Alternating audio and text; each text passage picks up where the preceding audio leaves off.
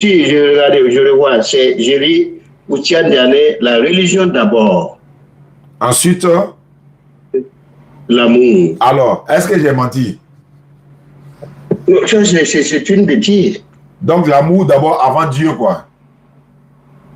Non, pourquoi tu dis la religion, c'est pas Dieu? Mais c'est de Dieu, moi, je parle. Quand on dit religion, là, oui. Moi, je parle de Dieu. Oui. Je parle d'Allah. Oui. Je parle de notre Créateur. Oui. Est-ce que l'amour passe devant l'adoration? Non, Dieu est amour. On te dit que c'est la définition de Dieu. Non, j'ai posé une seule question. Entre Dieu et l'amour, qui passe en premier? Ah, dis comme ça, moi je te dirais que c'est Dieu d'abord. C'est ce que j'ai dit. C'est que moi j'ai dit là, c'est pour les intelligents. Quand il dit la religion là, quand il dit la religion, là, ah, ça c'est équivoque. Voilà, quand il dit la religion, voilà, quand il dit la religion d'abord, parce que nous sommes dans un contexte religieux. La religion n'est pas un être physique. On est d'accord, non? Il veut parler de la spiritualité d'abord, Dieu d'abord, Allah d'abord, notre Créateur d'abord. Tout ça, là, ça renferme la religion.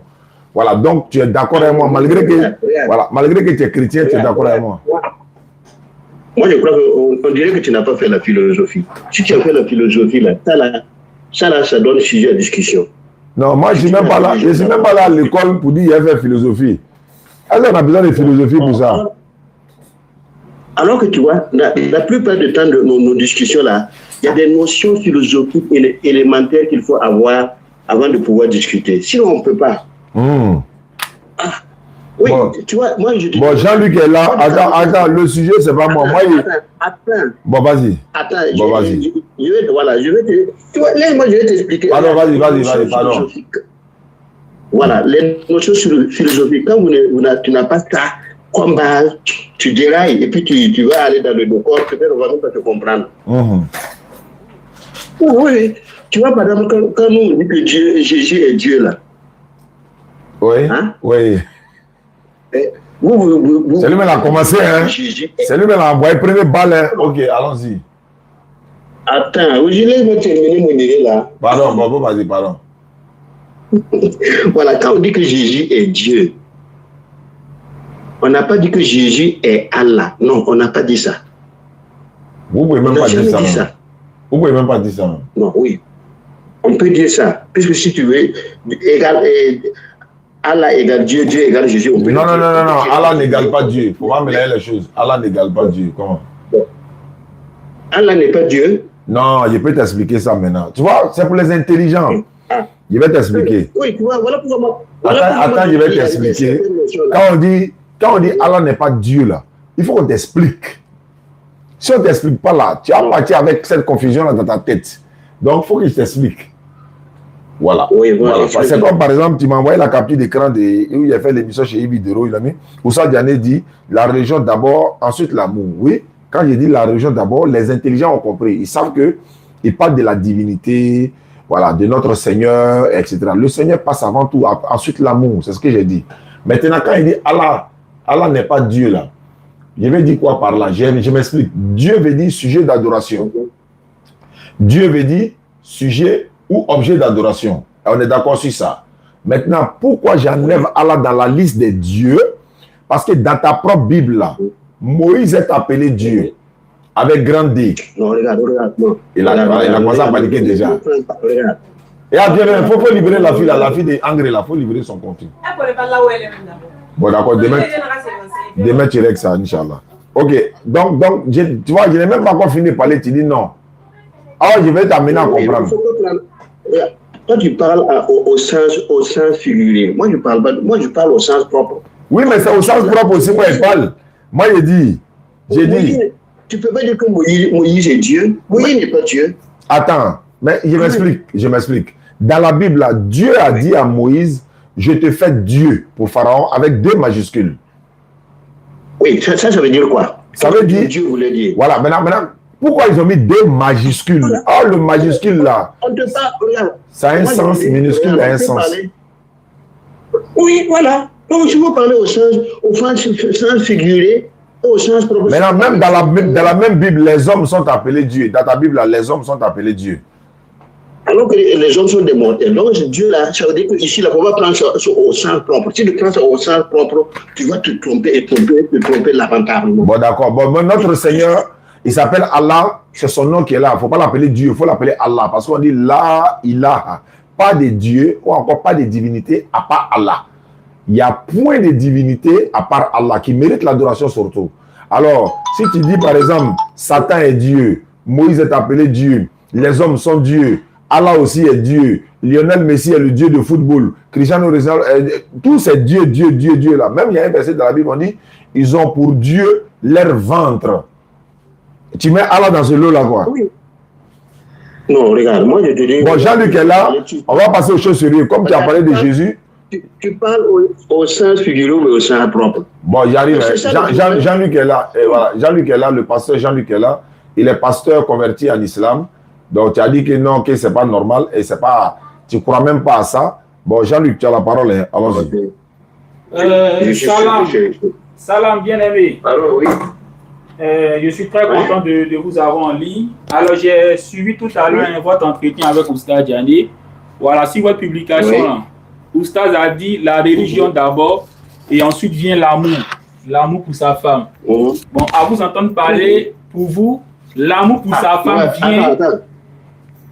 Ah, moi je ne savais pas que c'était pour l'amour. Non, c'est un sujet par rapport au mariage entre musulmans et non-musulmans.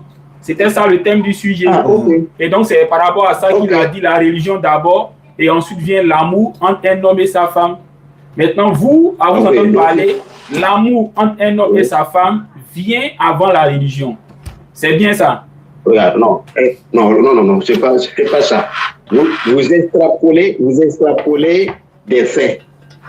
Moi, j'ai fait une publication, j'ai fait capture d'écran d'une publication sans savoir que vous parlez de l'amour d'Ismaël pour sa femme. Ah, d'accord. En fait, vous-même, vous n'avez pas bien compris le contexte dans lequel l'émission a eu lieu entre Oustaz Diané et Yves Dero. C'est bien ça? Non, mais même pas, je ne suis même pas au courant de ça. Ah, en fait, c'était une émission. Mais déjà, juste pour renchérir sur le sujet, pour vous, entre la religion... je vous pose une question rapidement. S'il vous plaît, bien-aimé, s'il vous plaît. Oui. Entre l'amour et la religion, qu'est-ce qui vient d'abord, selon vous? Oui, il faut d'abord définir les termes. Qu'est-ce que tu entends par religion? Non, je vous écoute. Voilà.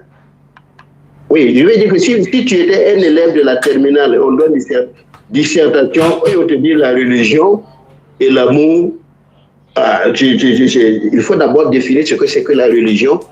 Il faut d'abord définir ce que c'est que l'amour. On ne commence pas un sujet comme ça, pim. On cerne d'abord le problème avant de pouvoir donner un éclaircissement. D'accord, mais déjà, permettez, moi je vais vous lire un texte de la Bible. Le texte, c'est Marc chapitre 12, le verset 28 à 29. C'est un scribe. Un scribe, c'est un docteur. C'est quelqu'un qui a le nouveau doctorat. Vous m'entendez? C'est un scribe, c'est-à-dire quelqu'un qui a le nouveau doctorat, qui va approcher le maître Jésus et puis va lui poser une question. Il va lui dire, maître, quel est le plus grand commandement? Donc, il demande au maître Jésus quel est le plus grand commandement. Autrement dit, de toutes les actions que nous devons mener là, quelle est l'action la plus importante? Alors, Jésus lui répond au verset 29. Le premier de tous les commandements est: écoute Israël, l'Éternel notre Dieu. Voilà. Tu comprends? Et il a dit, tu aimeras l'Éternel ton Dieu de tout ton cœur, de toute ton âme, de toute ta pensée et de toute ta force. C'est là le premier et le plus grand commandement. Et regarde au verset 31, il dit, et le second, c'est-à-dire le commandement qui vient juste après le premier et le plus grand commandement, c'est aimer son prochain. Oui. Donc pour Jésus-Christ, là, l'amour du prochain là, est en bas de l'amour qu'on doit avoir pour Dieu. Autrement dit, entre aimer Dieu et puis aimer son prochain, Jésus-Christ dit, c'est aimer Dieu qui vient d'abord. Vous comprenez? Il dit le premier commandement là, c'est d'aimer Dieu d'abord. Et le deuxième commandement qui vient juste après ça, qui est moins important que ça, c'est aimer son prochain. Vous voyez? Jésus dit que c'est... Non, Jésus a dit que les deux là sont liés. Je reprends la réponse de Jésus. Non, vous voulez... Non, la réponse de Jésus, là, la réponse de Jésus, c'est qu'il ne faut pas dissocier l'amour de Dieu et l'amour de son prochain. C'est ça. Vous prenez la Bible, vous faites des extrapolations. Si vous faites des extrapolations, vous allez faire des confusions et tromper lamentablement de façon abyssale les hommes. C'est grave. Je peux répondre à la question? Je peux parler? Oui. La question est précise. Le scribe, vous m'entendez? Non, s'il vous plaît, quand on parle là, il faut laisser l'autre s'exprimer. Il n'est pas bien d'interagir pendant que l'autre parle. Tu empêches ceux qui nous écoutent là de pouvoir comprendre la vérité. S'il te plaît, c'est mon temps de parole. La question du scribe est précise. Il dit, maître, quel est le plus grand commandement? Le plus grand commandement. Et la réponse de Jésus-Christ est claire. Il dit, le plus grand commandement est, écoute Israël, l'Éternel notre Dieu est unique. Maintenant, il dit le second est aimer son prochain. Maintenant, toi, tu es en train de dire, écoute. Donne-moi la référence. J'ai dit Marc chapitre 12. Marc chapitre 12, le verset 28 à 30. Okay, Marc chapitre 12, le verset 28 même à 31. Ok, Marc 12. Voilà. Donc Jésus-Christ répond que le commandement le plus grand et le plus important, c'est aimer Dieu. Et ensuite, ce qui vient après, le second, là, c'est aimer son prochain. Donc ici, Jésus-Christ fait ce qu'on appelle une classification. Hein? Il montre que aimer Dieu là, est au-dessus d'aimer son prochain. Tu comprends? Donc le plus grand et le premier commandement, c'est aimer Dieu. Et ensuite vient aimer son prochain. Tu comprends? Et donc c'est en cela que si on te met devant un choix entre aimer Dieu et aimer ton prochain, Jésus-Christ dit, il faut opter pour aimer Dieu. Parce que aimer Dieu est le plus grand et le premier commandement. Et c'est en cela que le frère Diané répond pour dire, entre la religion et puis l'amour qu'un homme a pour sa femme, ou bien l'amour qu'une femme a pour son homme, c'est la religion qui vient d'abord. Parce que le premier et le plus grand commandement, c'est aimer Dieu. Et ensuite vient aimer son prochain. Donc aimer Dieu, la religion, là, est au-dessus de l'amour qu'on a pour son partenaire ou sa partenaire. Ça, c'est tout à fait normal. Voilà, maintenant tout à l'heure, laissons ce sujet. C'est un sujet, on se comprend, laissons ce sujet. Vous avez dit que Jésus-Christ est Dieu. Oui. C'est bien ça? Oui.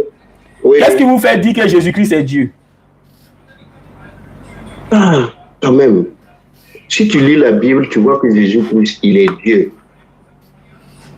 Oui, pourquoi vous le dites? Pourquoi vous le dites? Parce qu'il y a beaucoup de passages de l'Écriture qui disent que Jésus, il est Dieu. Voilà, un passage par exemple, pour commencer, juste un passage, et je vais renchérir là-dessus. Bon, si tu veux, on peut prendre Jean 8, 58. Jean 8, 58, Jésus-Christ dit, avant qu'Abraham fût, je suis. Autrement dit, il existait avant Abraham. Ah, ça c'est quand même très fort là. Mais dis-moi, est-ce parce que quelqu'un existait avant Abraham qu'il est Dieu? Oui, si, attends, regarde. Jésus te dit que lui, il existait avant Abraham. Oui, maintenant ma question, est-ce parce que quelqu'un existait avant Abraham qu'il est Dieu? Sinon, il ne peut pas être Dieu. Quelqu'un qui existe avant Abraham. Alors que à l'heure actuelle où Jésus parlait, il avait 33 ans. Et il dit que lui, il existait avant Abraham. Avant qu'Abraham ne fût, moi je suis. Toi, oui, oui. Comprendre quoi? Très bien, je réponds. Qu'est-ce que je comprends? Effectivement, Jésus-Christ a dit, avant qu'Abraham soit, je fus. Autrement dit, selon les propos de la Bible, Jésus-Christ existait avant Abraham. Mais la question est, est-ce parce que quelqu'un ou quelque chose existait avant Abraham que ça fait de cette personne Dieu? La Bible te répond. Non. En Job chapitre 38, c'est mon temps de parole. C'est mon temps de parole, s'il te plaît. Oui, vas-y. Non. Mais tu veux que quand tu dérailles, je te laisse dérailler? Si tu veux, je peux te laisser dérailler. Non, c'est pas une question de me laisser dérailler. Nous sommes en conversation. Et selon les principes de la conversation, quand quelqu'un s'exprime, il faut le laisser s'exprimer. Parce que c'est son temps. Bon, d'accord. Quand ça sera ton temps, je vais me taire et tu vas t'exprimer. Voilà, parce que c'est ce qu'on appelle le savoir vivre, le savoir être. Vas-y. Voilà. Et donc, en Jean chapitre 8 que vous avez cité, Jésus-Christ dit, avant qu'Abraham fût, je suis. Donc, partant de ce verset, Jésus-Christ est en train de dire qu'il existait avant Abraham. Maintenant, la question, est-ce parce que Jésus-Christ existait avant Abraham qu'il est Dieu? La Bible te répond en Job chapitre 38, le verset 4 et le verset 7. Là-bas, Dieu dit à Abraham, où étais-tu quand j'ai créé la terre? Et quand les étoiles du matin chantaient ensemble les cris de joie et que tous les fils de Dieu, c'est-à-dire les anges, éclataient de joie. Donc, dans ce verset-là, Dieu dit en Job chapitre 38, le verset 4 et 7, que les anges là, ils existaient déjà pendant que lui, Dieu, créait les étoiles et qu'il poussait des cris de joie. Donc, si pour toi, Jésus-Christ est Dieu parce qu'il existait avant Abraham, que diras-tu de ces anges qui ont existé même avant la création des étoiles? Ils sont Dieu, quoi.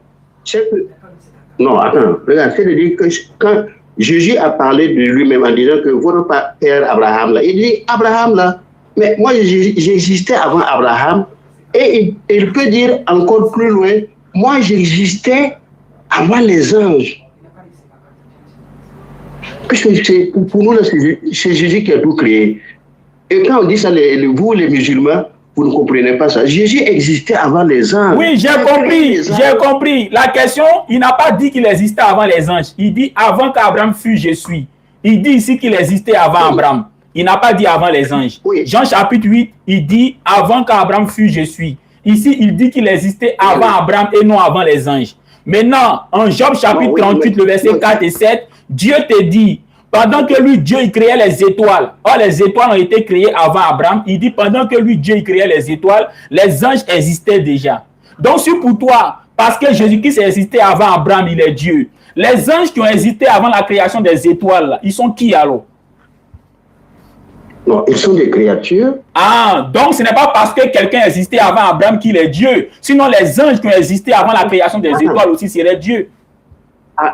Attends, non, pourquoi toi tu vas regarde, toi ton raisonnement est erroné.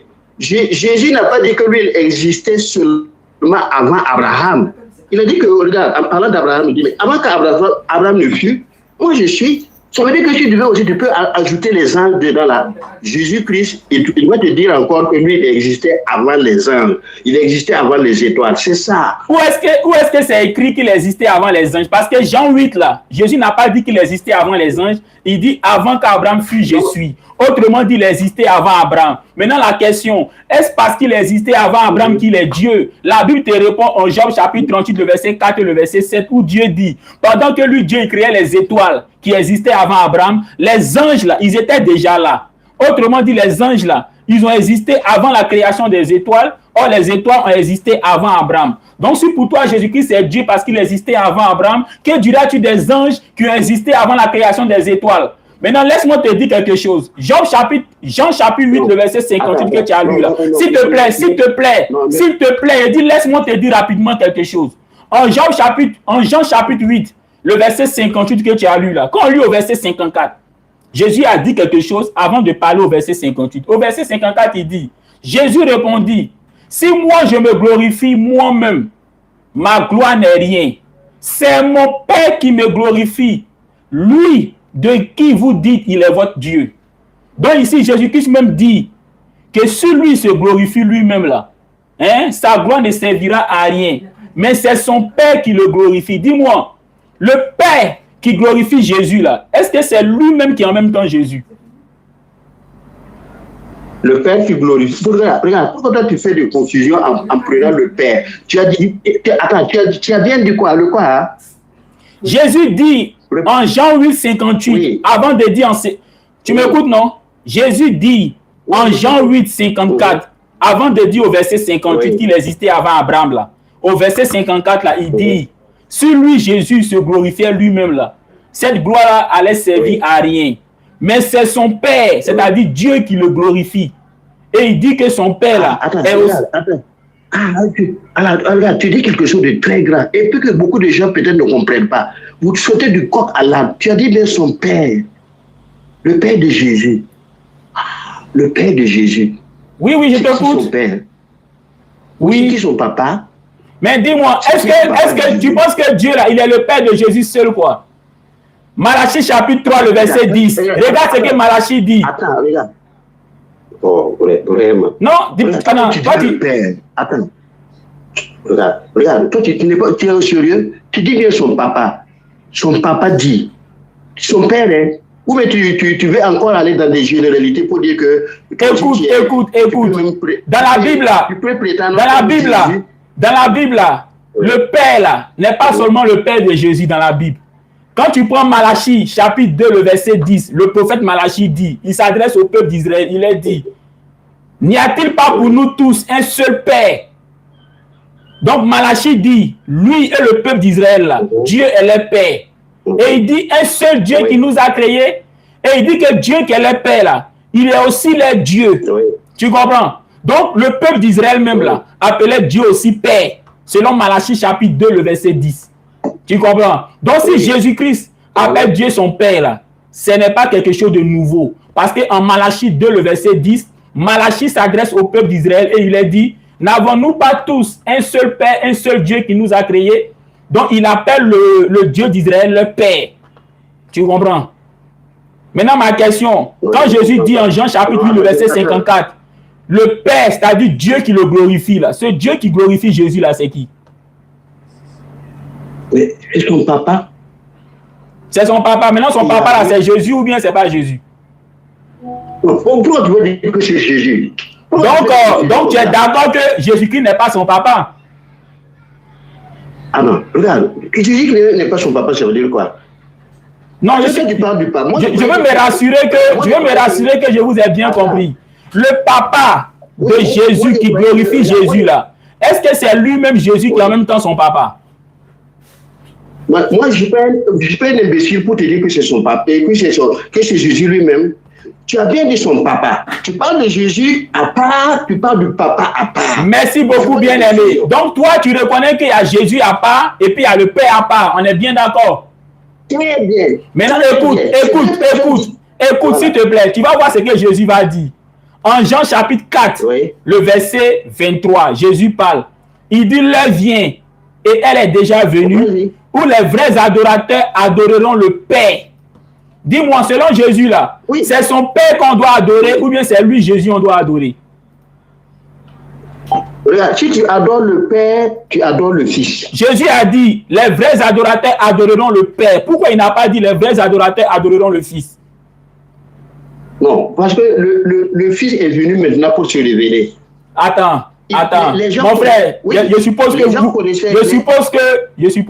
vous comprenez ce que j'ai dit. Jésus dit en Jean 4, 23, les vrais adorateurs adoreront le Père. Pourquoi il n'a pas dit les vrais adorateurs adoreront le Fils? Oui, parce que, regarde, il est en train de se révéler d'abord. Toi, tu es pressé. Le Père, là, c'est lui qui est en même temps le Fils, c'est ça? Non, regarde, toi, tu as un problème. Pourquoi toi, tu veux faire de confusion? Je t'ai dit que le Père, pour prendre le Père à part, le Fils aussi est à part. Merci beaucoup. Maintenant, quand Jésus dit en Jean 4, 23 que les vrais adorateurs doivent adorer le Père, là, pourquoi toi, tu dis qu'ils doivent adorer le Fils? Non, je t'ai dit que le Fils est venu pour se révéler. Le Fils, il est entré dans l'histoire humaine et il va se révéler. Il se révèle en tant que quoi? Il se révèle en tant que quoi? En tant que Fils de Dieu. Maintenant, Jésus-Christ dit les vrais adorateurs adoreront le Père. Question, c'est le Père qu'on adore ou c'est le Fils qu'on adore? Et je te dis qu'en adorant le Père, on adore le Fils. Donc on adore les deux ensemble. Donc on adore les deux ensemble. Tu peux adorer les deux ensemble. Mais si regarde, Jésus-Christ va te contredire. Jean chapitre, écoute s'il te plaît, bien-aimé. Jean chapitre 4. Non, calme-toi. Bon, ok. Bon, vas-y. Jean chapitre 4, le verset 24. Oui. Jean chapitre 4, le verset 24.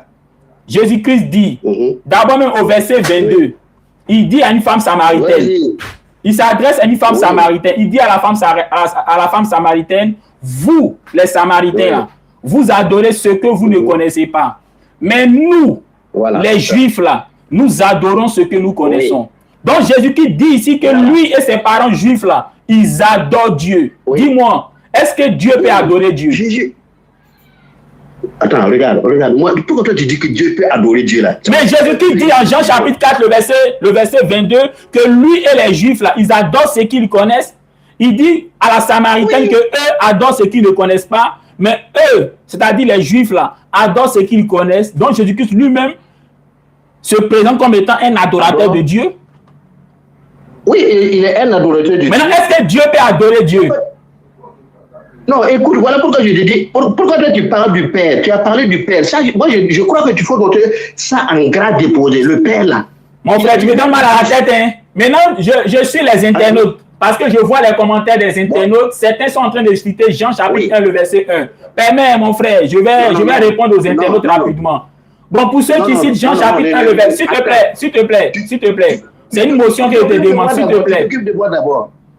Tu t'occupes de moi d'abord. Bon, d'accord, allons-y. Tu t'occupes des internautes. Allons-y. Voilà, et je te demande de lire.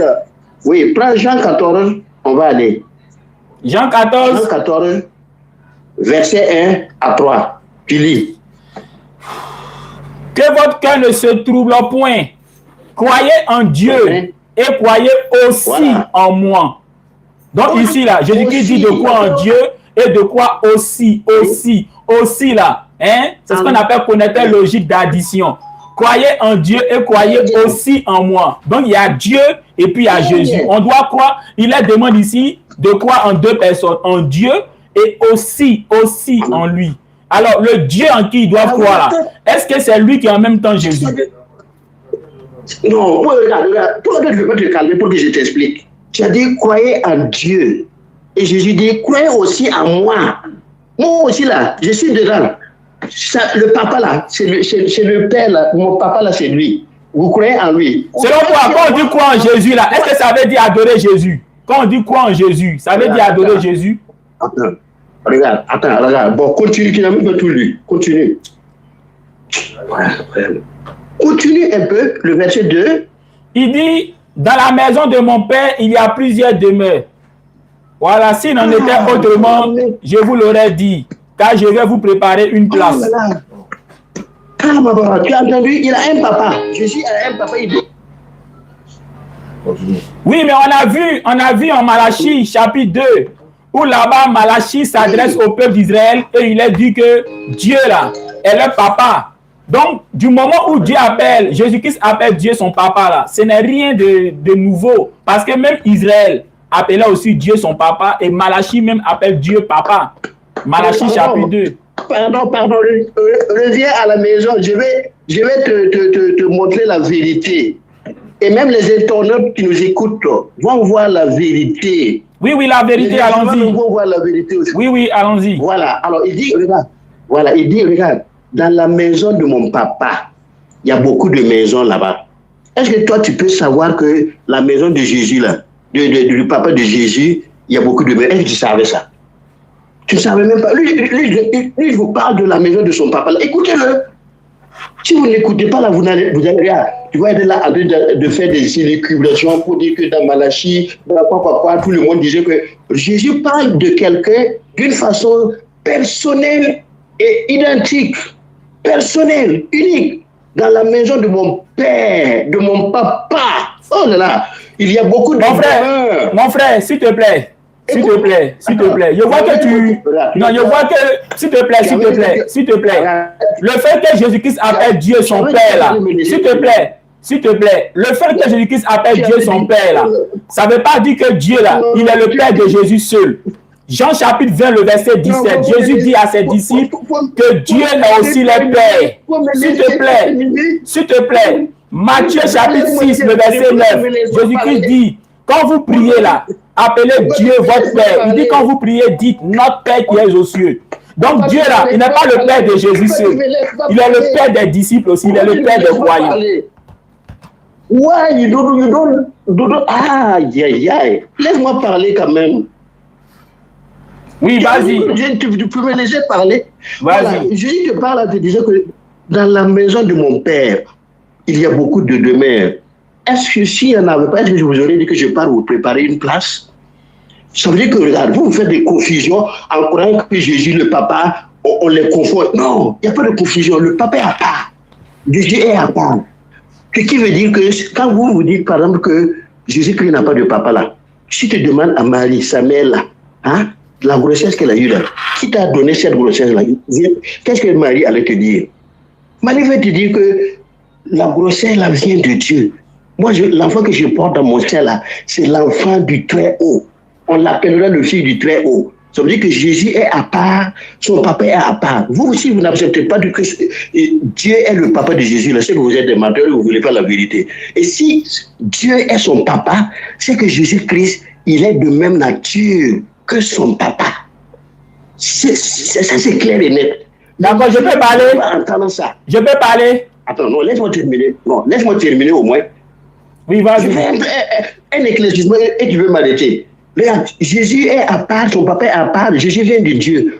Dieu nous a créés, mais Jésus là, il a engendré Jésus. Je ne sais pas si tu veux comprendre, entre créer, prendre de la glaise et faire un homme, et puis engendrer. Dieu né de Dieu, vrai Dieu né du vrai Dieu. Engendré, non pas créé.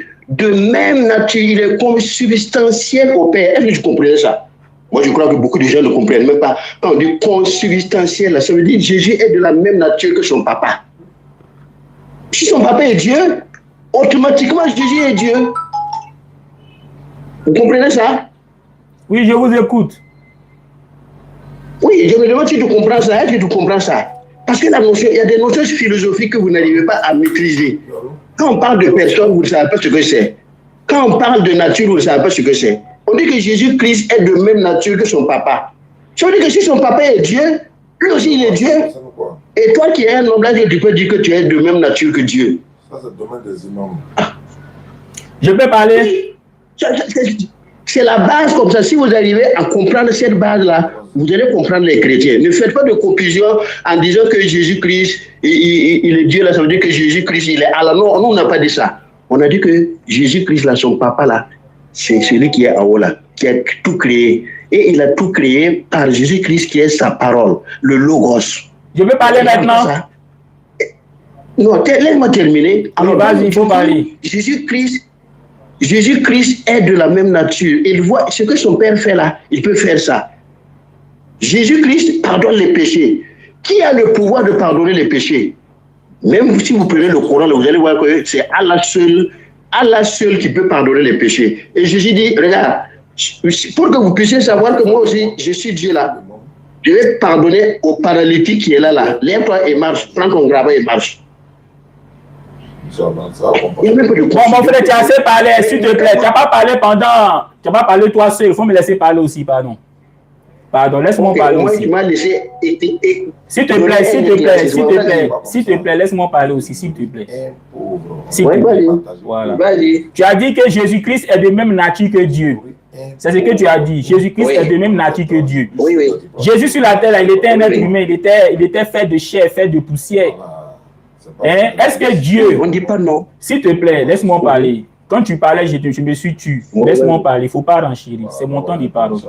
Donc, tu as dit, quand tu avais la parole, que Jésus-Christ est de même nature que Dieu. Tu comprends, non? Or, Jésus-Christ, selon la Bible, est un être humain.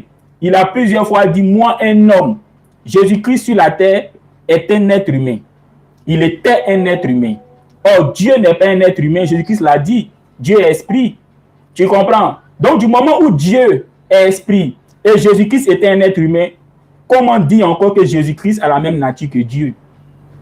Il faut éviter d'employer des expressions en dehors de leur contexte. Dieu n'est pas un être humain alors que Jésus-Christ a dit plusieurs fois qu'il est fils d'homme. Il a dit, moi, le fils de l'homme. L'expression fils de l'homme, ça veut dire quoi? Ça veut dire que c'est un être humain. C'est un descendant d'Adam. Tu comprends, bien aimé? Oh Dieu, laisse-moi parler, c'est mon temps. C'est mon temps. Quand tu parlais, je me suis tué, non? Pourquoi vous avez cette maladie d'interrompre ou bien d'interagir dans le temps des autres? Pourquoi vous êtes comme ça? Vous, quand vous parlez, on vous écoute. Il faut avoir cette bienséance-là. Je me suis tué. Voilà, il faut te taire. Donc, je reprends encore. Tu as dit que Jésus-Christ est de même nature que Dieu. Tu comprends? C'est ce que tu as dit. Tu as dit qu'il est de même nature que Dieu. Or, la Bible dit que Jésus-Christ est un être humain. Or, Dieu n'est pas un être humain et Dieu ne sera jamais un être humain. Donc, partant de là, Dieu et Jésus-Christ n'ont pas la même nature. Tu comprends? Qu'est-ce que tu as dit encore? Tu as dit que Jésus-Christ a été engendré par Dieu, donc il est Dieu.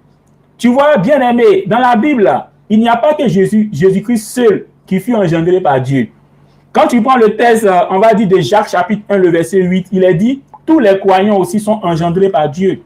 Donc, si pour toi, parce que Dieu a engendré Jésus, ça fait de Jésus-Christ Dieu, ou bien de même nature que Dieu, c'est que les croyants qui sont engendrés aussi par Dieu, selon Jacques chapitre 1, le verset 18, là, on va dire quoi? Que tous ces croyants-là sont Dieu aussi, quoi. Arrête ça. Arrête ça. Tu as dit comme ça que Jésus-Christ est Dieu, parce que quoi? Jésus-Christ, qu'est-ce qu'il fait? Il pardonne les péchés. Je crois bien, tu as dit ça. Que Jésus-Christ est Dieu, parce que tout simplement, on va dire, il pardonne les péchés. Tu vois bien aimé, dans la Bible, là, le fait de pardonner les péchés, là, ça ne fait pas de toi Dieu. Parce que même dans la Bible, quand on prend dans l'Ancien Testament, il est question d'un ange qui avait le pouvoir aussi de pardonner les péchés. Exode chapitre 34, le verset 7. Donc dis-moi, est-ce parce que cet ange-là avait le pouvoir de pardonner les péchés, donc cet ange-là est Dieu? Exode chapitre 34, le verset 7. Et même les disciples, les apôtres, ils ont reçu le pouvoir de pardonner aussi les péchés. Donc est-ce parce que les apôtres ont reçu le pouvoir de pardonner les péchés, donc les apôtres aussi sont Dieu? Tu vois bien aimé, arrêtons ça. Ce n'est pas parce que quelqu'un a le pouvoir de pardonner les péchés que forcément il est Dieu. Sinon l'ange dont parle Exode chapitre 34, le verset 7, qui avait le pouvoir de pardonner les péchés là, serait Dieu. Et les apôtres aussi qui ont reçu le pouvoir de pardonner les péchés là, ils seraient Dieu. Tu vois bien aimé, Jésus-Christ ne peut jamais être Dieu. Pourquoi? Parce que pendant que Jésus-Christ était 9 mois dans le ventre de Marie, s'il est vraiment Dieu, est-ce que Marie, pour prier là, adorait l'enfant qui était dans son ventre? Parce que selon toi, l'enfant qui était 9 mois dans le ventre de Marie, là, c'était Dieu. Or, tu ne me diras pas que quand Marie était enceinte de Jésus et qu'elle voulait prier, elle priait son enfant qui était dans son ventre parce qu'elle savait que son enfant est Dieu. Tu ne me diras pas que pendant que Jésus-Christ était 9 mois dans le ventre de Marie et que les Juifs voulaient prier, ils s'adressaient au bébé de Marie qui était 9 mois dans son ventre. Non. Regarde encore, Jésus-Christ n'est pas Dieu. Parce que quand Marie a accouché Jésus, est-ce que Marie, lorsqu'elle voulait adorer Dieu, adorait son enfant qu'elle a accouché? Est-ce que dans la Bible, il est une fois dit que Marie, après avoir accouché Jésus, comme Jésus-Christ est Dieu, elle adorait désormais Jésus-Christ parce que Jésus-Christ est Dieu qu'elle a mis au monde? Non.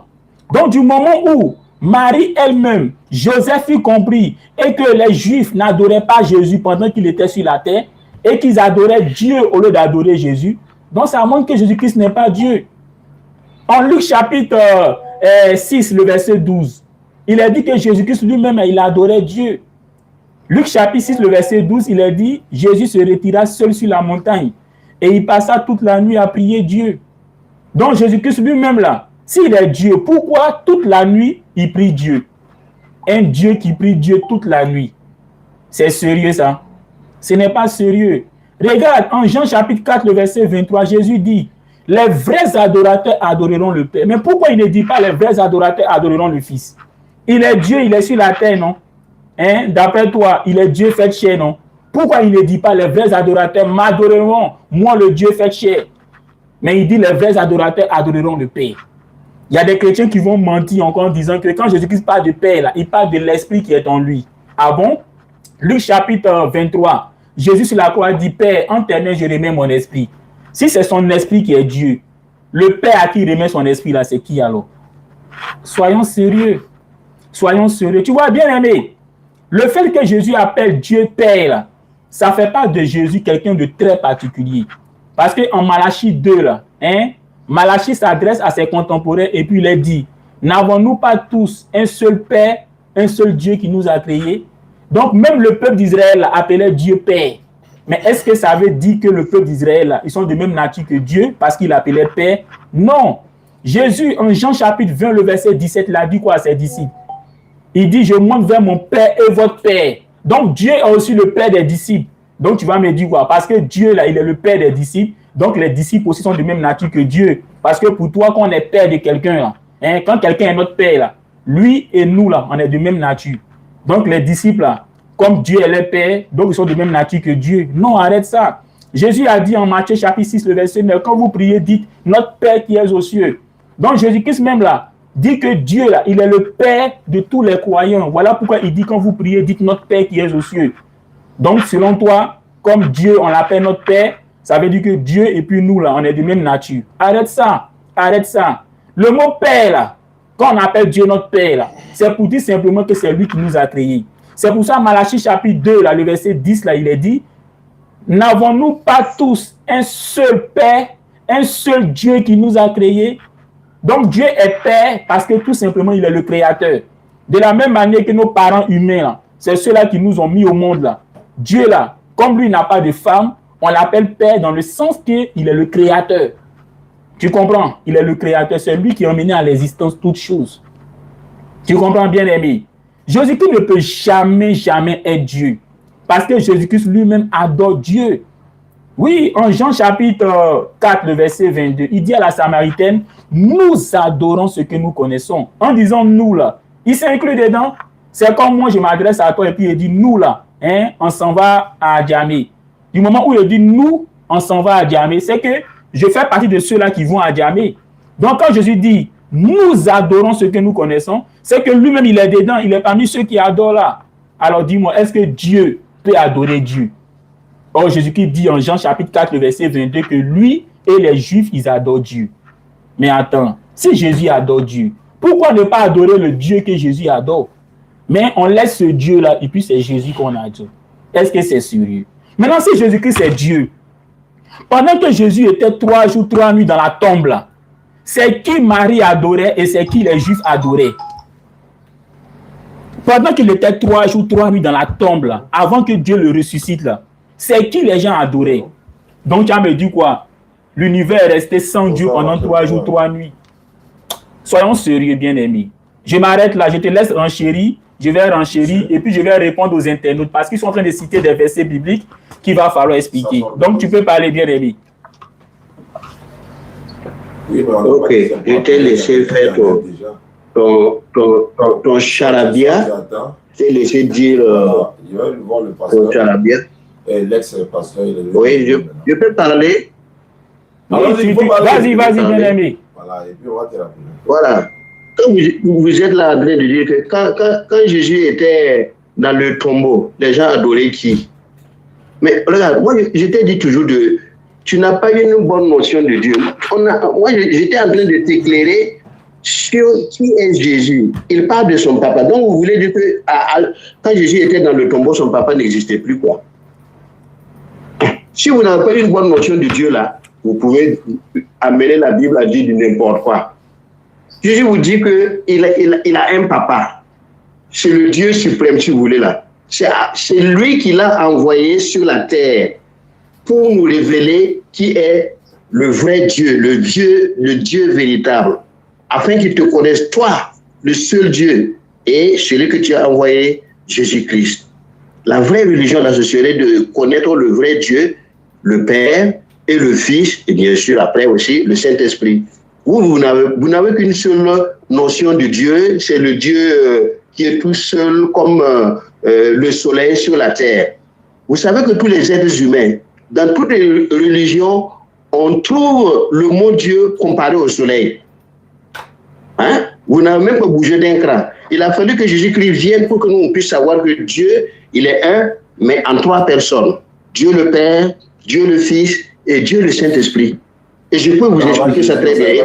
Déjà, je vous donnais déjà avec Jean chapitre 14, Jésus parle de son papa et il dit que dans la maison de mon Père, il y a beaucoup de demeures. Je vais vous préparer une place et quand je serai parti vous préparer la place, je viendrai vous prendre avec moi pour que vous soyez dans la maison de mon papa.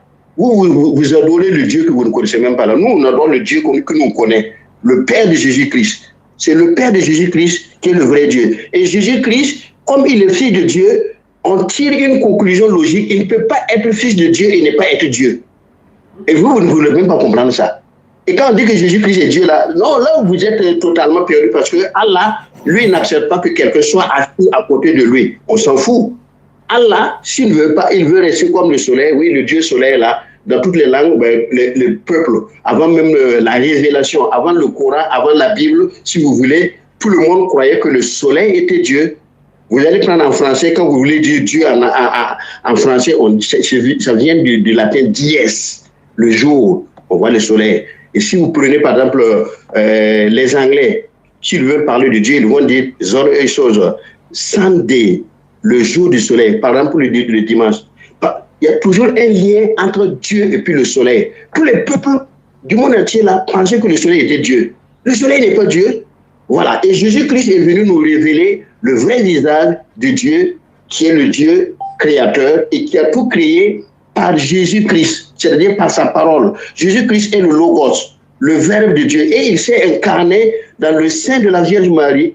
Voilà, si vous voulez encore, vous prenez l'évangile de Matthieu, vous allez voir les débuts de Jésus. Voilà, avant qu'ils n'aient habité ensemble, voilà, Jésus et Marie étaient tombés enceintes. Si vous demandez à Marie, je vous ai toujours dit ça, demandez à tous les musulmans, demandez à Marie, qui t'a donné la grossesse là?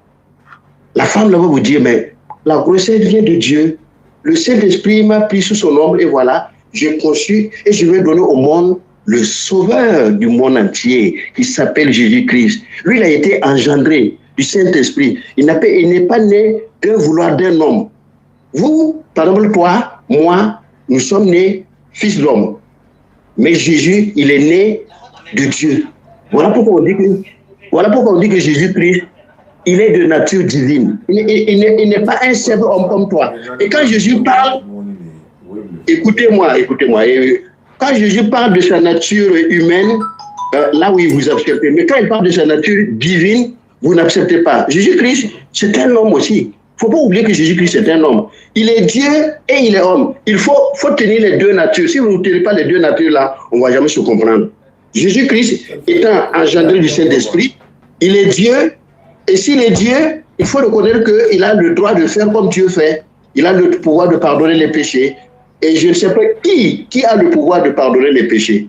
On ne parle pas de la miséricorde ou bien celui qui amène au pardon, comme tu parlais d'un ange là. Si tu veux, tu prends le passage là, on ne te dira pas qu'il y a un ange qui est venu pour pardonner les péchés.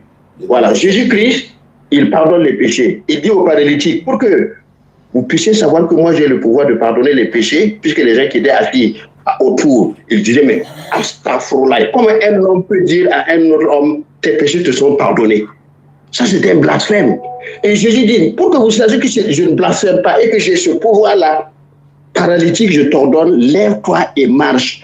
Comme ça, tous les salauds qui sont assis, qui croient que moi, je n'ai pas ce pouvoir-là, ils sauront que, le gars, le mort, il a le pouvoir de pardonner les péchés. Voilà pourquoi il a dit au paralytique, lève-toi et marche. Et le paralytique s'est levé devant eux. Ils ont vu, le gars est parti. Ça veut dire que si il avait dit tes péchés te sont pardonnés, c'est que c'était vrai. Puisqu'il a confirmé ça par les actes. Je ne veux pas de parler. Et Jésus-Christ, vous voyez, Jésus-Christ là, il n'a pas besoin. Souvent, il y a des musulmans qui disent prouvez dans la Bible un passage où Jésus-Christ est Dieu. Est-ce que tu as besoin de prouver qu'il est Dieu? C'est un magicien qui a savoir qu'il est Dieu. Est-ce qu'un tigre a besoin d'écrire sur son front ou de dire, vous savez comment je suis un tigre? Un tigre ne peut pas naître ça. Il va montrer sa tigritude automatiquement. Quand tu vas le rencontrer, tu sauras que tu n'as pas rencontré un âne. Tu as rencontré un tigre. Et même ceux qui sont chasseurs là, quand ils entrent dans la brousse, ils voient déjà les signes, les traces, les pattes du lion ou du tigre. Sur le sol, là, ils savent que ici, là, attention, il y a un tigre ici. Ils n'ont même pas un peu vu, hein, mais ils savent déjà que ça, là, il y a un tigre ici. Mais vous, non. Jésus-Christ, par ses paroles, par ses actions, il a prouvé qu'il était Dieu. Ça suffit. D'accord. Ton temps arrivé, hein. Ton temps arrivé, bien aimé. Oui, non, je termine. Le démon qui s'approche de Jésus en disant que si tu es le Fils de Dieu, ordonne que ces pierres-là deviennent des pains. Mais Jésus dit non. Pourquoi? Pourquoi les pierres sont des pierres? Pourquoi tu veux que je transforme les pierres en pain? Il avait le pouvoir, mais non, il ne sert pas à la tentation. Pourquoi? On n'a pas besoin de transformer des pierres en pain pour montrer qu'on est Dieu. Il n'a pas accepté. Jésus n'a pas dit, il a dit, ben, tu ne mettras pas le Seigneur ton Dieu à l'épreuve. Voilà. Et l'homme ne vit pas seulement de pain, mais de toute parole qui sort de la bouche de Dieu. Voilà. Jésus-Christ, voilà. Pour résumer, pour que vous puissiez retenir, là, il faut savoir que Jésus-Christ est la parole incarnée. Et c'est l'incarnation. pas entendre parler d'incarnation. D'accord, il a compris. Merci beaucoup. Hein. Moi, je vais renchérir et puis je vais passer aux internautes pour répondre à leurs différentes préoccupations. Alors, tu as dit comme ça que Jésus-Christ a dit « Tes péchés te sont pardonnés ». Il a dit en Marc, s'il te plaît, c'est mon temps de parole. Tu peux te taire, s'il te plaît. Voilà, en Marc chapitre 2, le verset 5, Jésus-Christ a dit « Tes péchés te sont pardonnés ». Il n'a pas dit « Je pardonne tes péchés », mais il a dit « Tes péchés te sont pardonnés ». C'est différent, hein. Quand tu dis à quelqu'un « Je pardonne tes péchés », ce n'est pas la même chose que de lui dire « Tes péchés te sont pardonnés ». Quand tu dis « Je pardonne tes péchés », oui, c'est toi-même qui pardonnes ses péchés. Oui. Mais quand tu lui dis « Tes péchés », oh, s'il te plaît, tu peux te taire. C'est mon temps de parole, non? Tu as quel problème? Non, mais chef, il faut continuer. Il faut lire le passage là pour que les gens entendent. Parce qu'après, Jésus a dit, pour que vous sachiez que le Fils de l'homme a le pouvoir de pardonner les péchés. Moi, je te dis. Il faut lire le passage. Toi, tu ne lis pas le passage pour éclairer ceux qui n'ont pas la Bible. Tu peux me laisser parler? J'ai ma Bible. Tu peux me laisser parler? Oui. Non, mais je ne te laisserai pas parler si tu coupes au milieu seulement la peau. Bon, si c'est pour m'interrompre, moi je vais te couper, hein, parce que quand on est chrétien, je suppose qu'on a une bonne éducation. Voilà, et l'éducation là, oui, même ceux qui ne sont pas chrétiens l'ont. Et l'éducation de base, s'il te plaît, tu peux te taire.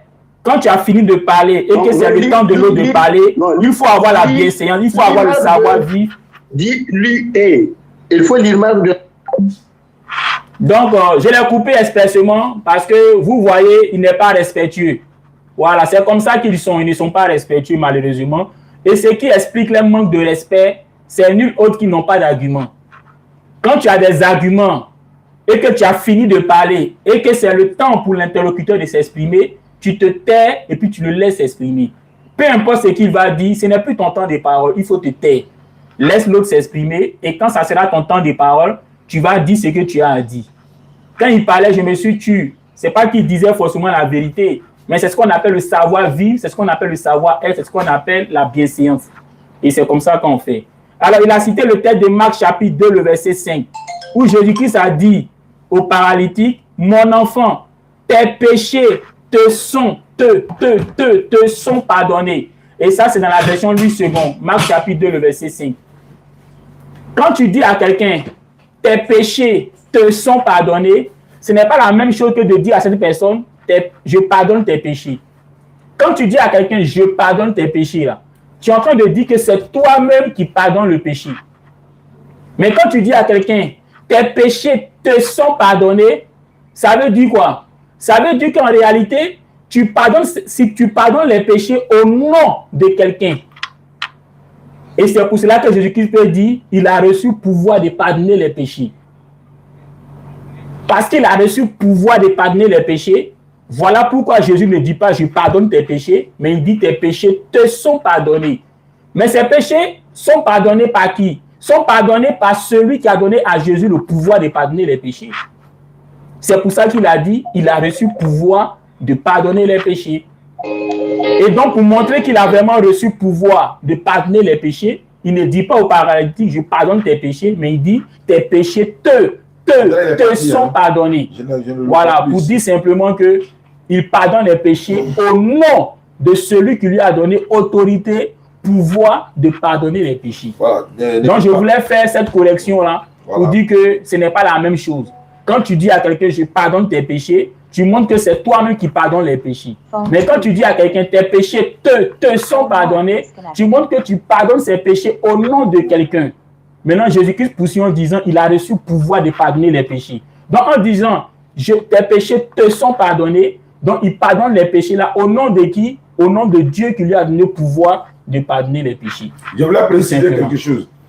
C'est pas toi, voilà. Ceux qui nous suivent actuellement à travers le monde, il y a quelqu'un qui est en train de m'emmerder ici, il veut poser question. Vous ne posez jamais vos questions, ou bien vous ne m'appelez jamais pour dire organisons un débat en ligne. Lorsque vous nous voyez en ligne, c'est là que vous voulez poser question. Je vais poser question. Nous, on n'est pas désordonnés, on est ordonnés. Donc, celui qui pense qu'il veut organiser un débat, qu'il organise ça d'abord hors antenne, et puis on le fait passer en ligne le jour prévu. J'espère avoir été clair. Tout le monde voit en même temps, chacun veut poser des questions. On veut poser des questions. Ce n'est pas une série de questions, poser des questions. Tu veux organiser un débat. Quand je ne suis pas en ligne, là, tu m'appelles pour dire je veux organiser un débat. Ou bien je veux organiser tel truc. Parce que nous, on n'est pas là pour faire la promotion de la mécréance. Il y a des mécréants qui sont là, qui disent non, ils veulent poser des questions en ligne. Parce qu'ils veulent se faire voir. Moi, je ne suis pas là pour faire la promotion de ça. Hein. Tu veux échanger avec moi ou avec Jean-Luc ou avec qui que ce soit. Tu appelles à l'avance d'abord et puis tu prends rendez-vous. Je pense que ça a été clair. Ça, c'est un. Deux, il y a un pasteur qui m'a appelé tout à l'heure. Il dit qu'il veut échanger avec toi. Bon, je vais l'appeler et puis vous allez essayer d'échanger. Il dit qu'il s'appelle Pasteur Daniel. Pasteur Daniel, j'espère que vous êtes là. Moi, je suis derrière la caméra aujourd'hui. J'appelle Pasteur Daniel. Jean-Luc est là. Vous allez échanger.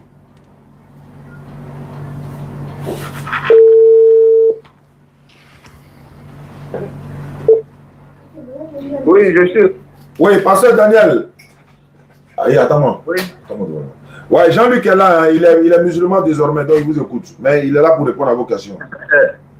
Alors, monsieur Jean-Luc, bonjour. Oui, bonjour.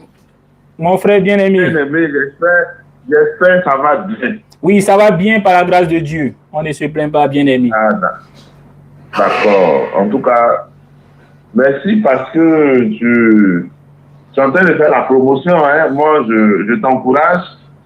Mais tu dois revenir à la maison.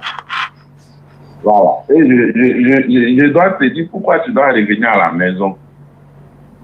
Oui, allez-y. Voilà. On va faire un débat dans le respect. Voilà. Pourquoi tu dois venir à la maison? Parce que toi, tu étais chrétien, toi, tu étais imam, tu es devenu pasteur. Moi, non, tu étais d'abord pasteur, après tu es devenu à l'islam. Moi, c'est le contraire. Moi, j'étais un musulman. Aujourd'hui, le Seigneur, la vérité m'a affranchi. Mais c'est la même chose pour Voilà. Aujourd'hui, voilà. C'est comme ça, il y a beaucoup de personnes. Maintenant, qu'est-ce qui vous a convaincu que l'islam n'est pas la vérité? Très bien, très bonne question. Ce qui m'a convaincu que l'islam n'est pas la vérité, parce que toi-même, la langue que tu parles là, tu ne comprends pas. Quelle langue? L'arabe? L'arabe que tu parles là, tu comprends? Je comprends ce qu'il faut comprendre pour comprendre le message de l'islam. Je te pose une question. Est-ce que l'arabe que tu parles là, tu comprends? Oui, c'est ce que je suis en train de dire. Je comprends ce qu'il faut comprendre pour comprendre la religion qui est l'islam. L'arabe que tu parles là, est-ce que tu comprends? Non. Je réponds. S'il te plaît, je réponds. Je comprends ce qu'il faut comprendre pour comprendre l'islam. Je m'explique. La Bible, c'est en hébreu, c'est en grec et c'est en araméen. Je ne connais pas de pasteurs qui comprennent ou bien qui parlent l'hébreu, l'araméen ou le grec.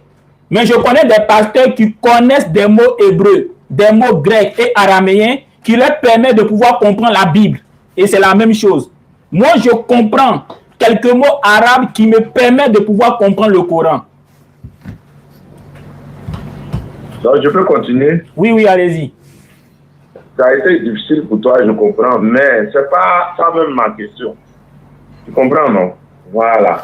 Tu sais, cher frère, quand on parle de la divinité de Jésus, je ne sais pas comment tu as été chrétien, hein, parce qu'on dit celui qui a vu le lion, et puis celui qui n'a pas vu le lion, quand on dit le lion arrive là, ils n'ont pas la même manière de courir.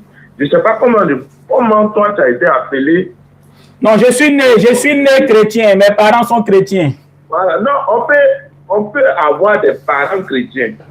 Quand je te dis, l'islam aujourd'hui là, c'est une obligation. Quand tu nais musulman là, si tu ne t'appliques pas là, on va te chasser. C'est pas une obligation. Faut pas dire, allô, je suis derrière. Faut pas dire de contre-vérité. Les gens nous écoutent.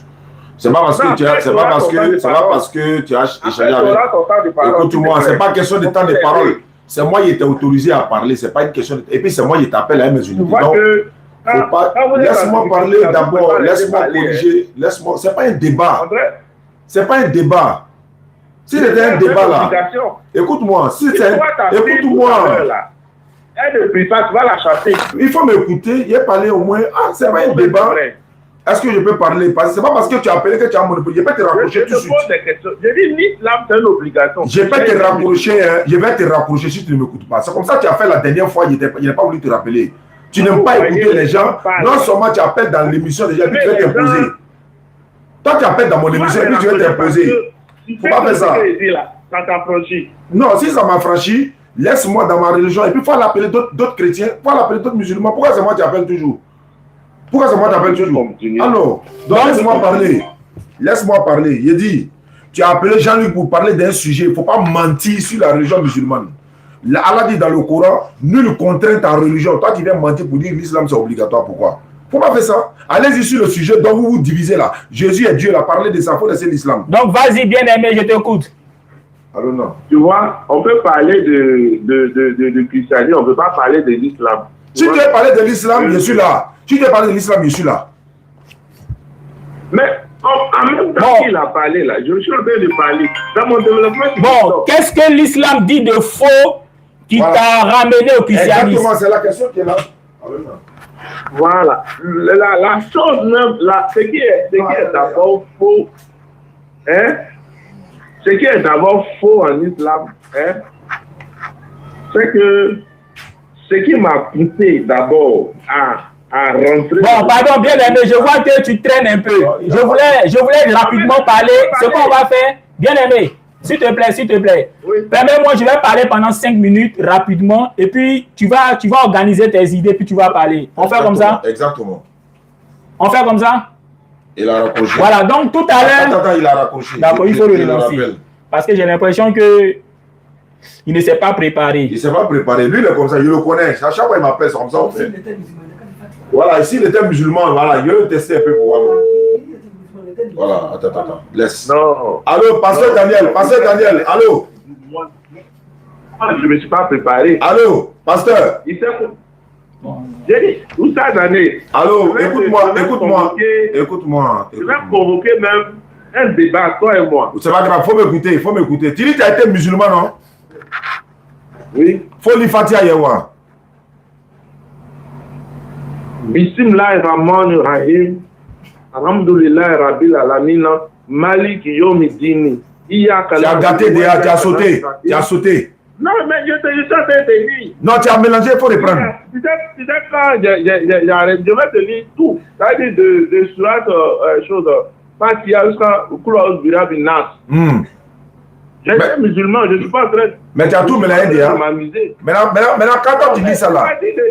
Voilà, mais tu as mélangé. C'est vrai. Tu pensais que tu allais... Je ne suis pas avec le Coran à côté de moi, comme souvent quand tu as la Bible. D'accord. Maintenant, il dit, même Satan, il connaît les Écritures. Ça, c'est un. Donc, parle à Jean-Luc. Il faut prouver à Jean-Luc. Voilà, il faut me prouver à moi. Voilà, qu'est-ce que l'islam dit de faux qui t'a ramené au christianisme? Je t'écoute. Je rappelle que tu as 3 minutes. Tu as 3 minutes. Non, s'il te plaît, tu as 3 minutes pour parler d'abord. Je vais rebondir 3 minutes et puis ainsi de suite. Vas-y. S'il te plaît, il ne faut pas me couper. S'il te plaît, il ne faut pas me couper. C'est pas un débat à moi. S'il te plaît, allons-y. Voilà. D'abord, pourquoi l'islam c'est faux? Parce que, d'abord, à la base même, moi, quand je suis né, souvent les parents musulmans là, je ne savais même pas, j'avais même pas la conscience. On me dit, il faut prendre bouilloire. Le jour même, je n'ai pas jeûné là. On dit, va jeûner. Tout est forcé. Par exemple, lui-même, j'annais sur les plateaux de Yves Dereux, il dit non, que si ta fille ne marie pas, par exemple, un musulman là, il va chasser ta fille. Donc, c'est une religion. Ouais, mais même chez les chrétiens, on chasse les filles qui deviennent musulmans. Tu penses que quoi? Non, écoute-moi, je vais parler. Alors, donc, il réplique en même temps pour dire chez les chrétiens là, quand tu deviens chrétien aussi, on te chasse aussi. Non. Laisse-moi, je vais. Moi, j'ai une convertie actuellement que j'héberge. Moi, j'ai converti que j'héberge actuellement, ils l'ont chassé. Jean-Luc, dès que tu mens sur moi devant la face du monde, il intervient en même temps. Tu auras ton temps de parole. Non, c'est pas à moi, c'est à Jean-Luc qui parle. Donc, il faut m'enlever dedans. Tu m'arrêtes. Moi, j'ai converti actuellement qu'on est en train de... On a converti actuellement qu'on est en train d'héberger. Tu es dans le faux. J'allais te démonter à la face. Faut lui démontrer. Je suis là, je t'écoute. Tu as 3 minutes, hein. Il faut faire rapidement. Parce que déjà, tu as dit un point. En l'islam, il y a la contrainte. Moi, je vais te lire une sourate qui montre qu'il n'y a pas de contrainte en l'islam. C'est l'islam qui a dit nulle contrainte en religion. Donc, tu as 3 minutes, tu finis et puis je vais rebondir. On dit que tu as 3 minutes pour montrer que l'islam est faux. Il ne faut pas citer mon nom. Non, il ne faut pas citer mon nom. Il ne faut pas citer mon nom. Il faut démontrer que l'islam n'est pas vrai. Il faut me laisser. Un échange avec Ividero. Ce n'est pas moi qui suis à l'ordre du jour. On dit, il faut démontrer que l'islam est faux. Il faut démontrer que c'est faux. S'il te plaît, tu as encore 3 minutes. 3 minutes pour commencer. Il ne peut pas. Même sur le père, il ne peut pas. Faut pas, il va m'arrêter. Bon, il ne faut pas citer mon nom. Parce que ce n'est pas moi qui échange. Oui, vas-y. L'islam est faux parce que ceux-mêmes qui pratiquent l'islam, ils ne savent pas pourquoi ils pratiquent.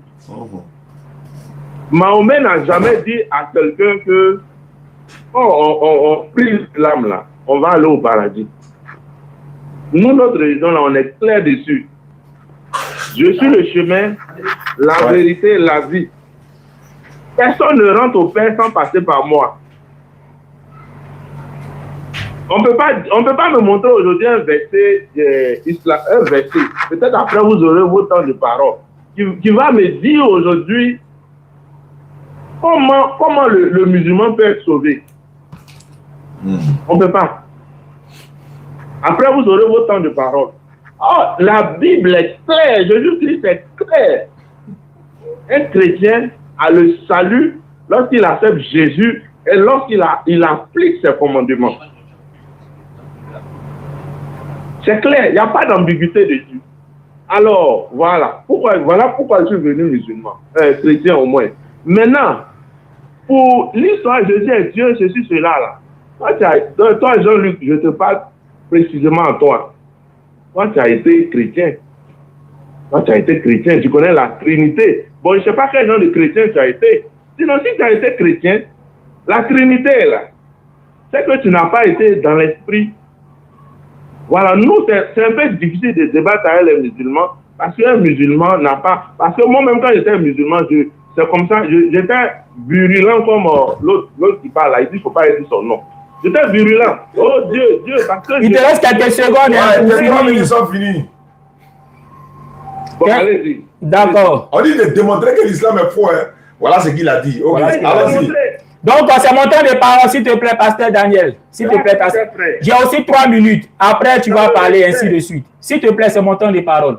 Donc, déjà, avant de poursuivre, tout à l'heure, avec le pasteur avec qui j'ai échangé, là, qui a cité Marc chapitre 2, le verset 5, où Jésus-Christ a dit à un paralytique, tes péchés te sont pardonnés. Ici, ce n'est pas Jésus qui pardonne les péchés. Sinon, il allait dire au paralytique, je pardonne tes péchés. Mais il dit au contraire, tes péchés te sont pardonnés. Autrement dit, c'est quelqu'un qui lui pardonne ses péchés. Parce qu'en disant tes péchés te sont pardonnés, la question, ces péchés te sont pardonnés par qui?